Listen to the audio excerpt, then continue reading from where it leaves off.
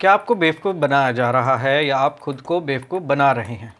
क्यों लोग इन्फ्लुएंसर्स को ऑनलाइन इतनी शिद्दत से डिफेंड करते हैं जबकि उनका पर्सनली उनसे कुछ लेना देना नहीं होता, जैसे कि कुछ फिटनेस इन्फ्लुएंसर्स के केसेस में देखा गया है? क्यों एक आदमी ने अपने पेरेंट्स के सारे पैसे एक बुल्गेरियन वेबकैम मॉडल पर खर्च कर दिए जिससे वो कभी मिला भी नहीं था, और जब उसके पेरेंट्स ने उसे रोकने की कोशिश की तो क्यों उसने उनकी जान ले ली? और क्यों कुछ लोग तो किसी के बाथ टब का यूज्ड गंदा पानी तक खरीदने को तैयार हैं? ये कहानियाँ एक्सट्रीम लगती हैं, शायद अजीब भी, लेकिन ऐसे किस्से अनसुने नहीं हैं।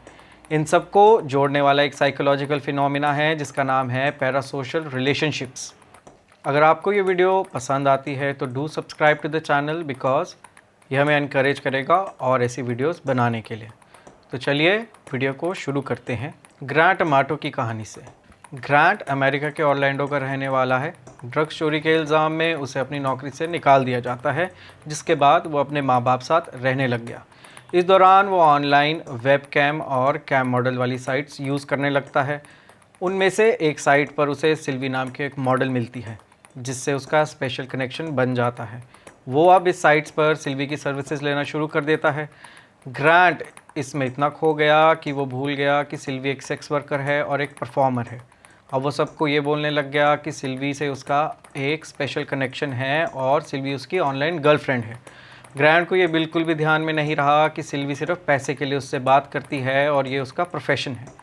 पहली बार जब ग्रांट ने अपने माँ बाप और भाई से पैसे चोरी करके सिल्वी की सर्विसेज पे खर्च किए तो ग्रांट के पेरेंट्स ने उसे वार्निंग देकर छोड़ दिया और कहा कि वो सिल्वी से ऑनलाइन बात करना बंद कर दें और अपना रिहैब जाके ट्रीटमेंट करवाएं। लेकिन रिहैब से वापस आने के कुछ दिन बाद ही उसने फिर से सिल्वी से ऑनलाइन सर्विसेज लेना शुरू कर दिया। क्या आप मान सकते हैं कि इस आदमी ने लगभग अपने परिवार के $2 लाख यानी 1,70,00,000 के आसपास चुराकर बुल्गेरियन वेबकैम मॉडल की सर्विसेज पर बर्बाद कर दिए। ग्रांट इस पैरासोशल रिलेशनशिप में इतना इन्वॉल्व हो गया था कि जब दूसरी बार उसके परिवार ने उसे रोकने की कोशिश की तो बात इतनी बिगड़ गई कि उसने अपने माँ बाप और अपने भाई की जान ले ली। सिल्वी से उसका ऑब्सेशन इतना ज़्यादा बढ़ चुका था कि अपने परिवार की जान लेने के बाद सबसे पहले उसने पार्किंग लॉट में अपनी गाड़ी पार्क करके फिर से सिल्वी की ऑनलाइन सर्विसेज ली। फिर एक और स्टोरी है एक आदमी की जिसने only fan creator Sophie rain को 11 महीने में $4 मिलियन टिप में दिए, लगभग 34 करोड़ रुपए। और कौन भूल सकता है बेली डेल्फिन का बाथ वाटर इंसिडेंट। हज़ारों लोगों ने उनका यूज्ड बाथ वाटर का एक छोटा सा जार खरीदा जो $30 का था। इन लोगों के लिए ये जार उस रिलेशनशिप की वैल्यू दर्शाता है जो वो बेला डेल्फिन के साथ शेयर करते हैं। पैरासोशल रिलेशनशिप ही एक लौता रीज़न है जिसकी वजह से लोग अपने फेवरेट सेलिब्रिटीज़ की यूज्ड चीज़ें खरीदते हैं। आइए जानते हैं कि पैरासोशल रिलेशनशिप होते क्या हैं। पैरासोशल रिलेशनशिप एक वन साइडेड बॉन्ड होता है जहां कोई इंसान एक ऐसी फिगर के साथ डीपली कनेक्टेड फील करता है जिससे वो कभी मिला भी नहीं होता। फॉर एग्जाम्पल कोई सेलिब्रिटी, यूट्यूबर या फिर कोई फिक्शनल कैरेक्टर। पैरासोशल रिलेशनशिप हमारी एक फंडामेंटल ह्यूमन नीड से जुड़े हुए हैं, द नीड टू बिलोंग। इंसान सोशल बीइंग है और वो कनेक्शन की तलाश में रहता है। जब ये कनेक्शन रियल लाइफ में नहीं मिलते तो कुछ लोग मीडिया फिगर्स की तरफ आकर्षित होने लगते हैं। चौंकाने वाली बात यह है कि साइकोलॉजिस्ट और सोशोलॉजिस्ट इन रिलेशनशिप्स को रियल नहीं मानते। उनके अकॉर्डिंग ये रिलेशनशिप एबनॉर्मल होते हैं। पैरा का मतलब ही एबनॉर्मल या फॉल्टी होता है। इन रिलेशनशिप्स में लोगों को लगता है कि उनके फेवरेट सेलिब्रिटीज़ के साथ जो उनका बॉन्ड या कनेक्शन है वो रियल है। रिसर्च कहती है कि लोग सोचते हैं कि उनके फेवरेट कंटेंट क्रिएटर्स उन्हें समझते हैं, तो रियल ना होने के बावजूद भी लोगों को ये रिलेशनशिप रियल क्यों लगते हैं? इसका कारण है कंसिस्टेंसी। मीडिया फिगर जैसे एक्टर्स और यूट्यूबर्स ऑनलाइन अपना एक खास रूप पेश करते हैं।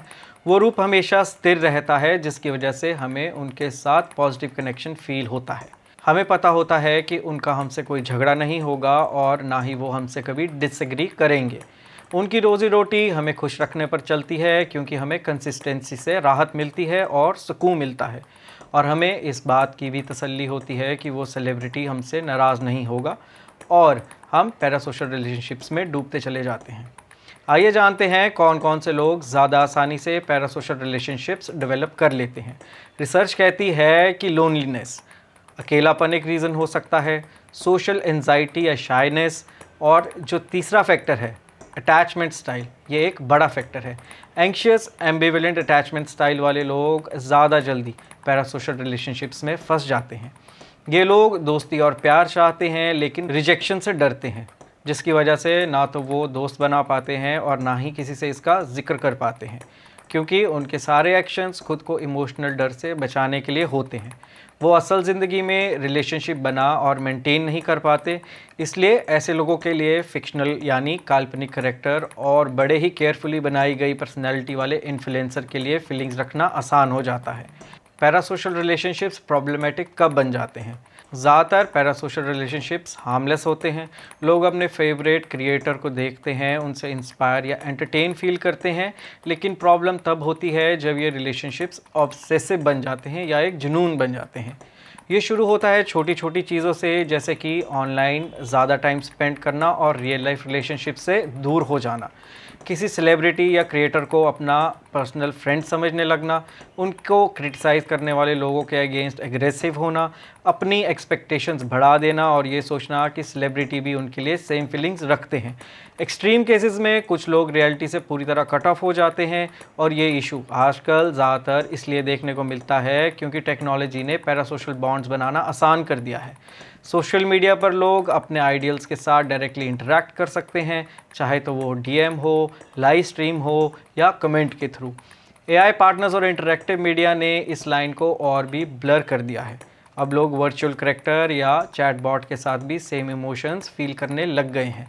सिर्फ सेलिब्रिटीज़ नहीं, ये किसी AI entity, video game character या किसी कंपनी या ब्रांड जैसे एप्पल के साथ भी पैरासोशल रिलेशनशिप बन सकते हैं। कई लोग अपने फेवरेट क्रिएटर या करैक्टर के थ्रू कंफर्ट, इंस्पिरेशन और मोटिवेशन ढूंढते हैं। पैरासोशल रिलेशनशिप्स सिर्फ तब प्रॉब्लमेटिक होते हैं जब ये रियल लाइफ रिलेशनशिप्स को इम्पैक्ट करते हैं या ऑब्सेशन में बदल जाते हैं। तो अगली बार अगर आप खुद को किसी इन्फ्लुएंसर को डिफेंड करते हुए पाएँ तो खुद से पूछें, मैं उनसे कनेक्टेड हूँ या सिर्फ उनके एक आइडियाज़ से?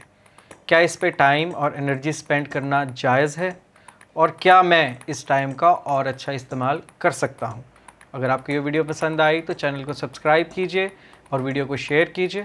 Thank you for watching.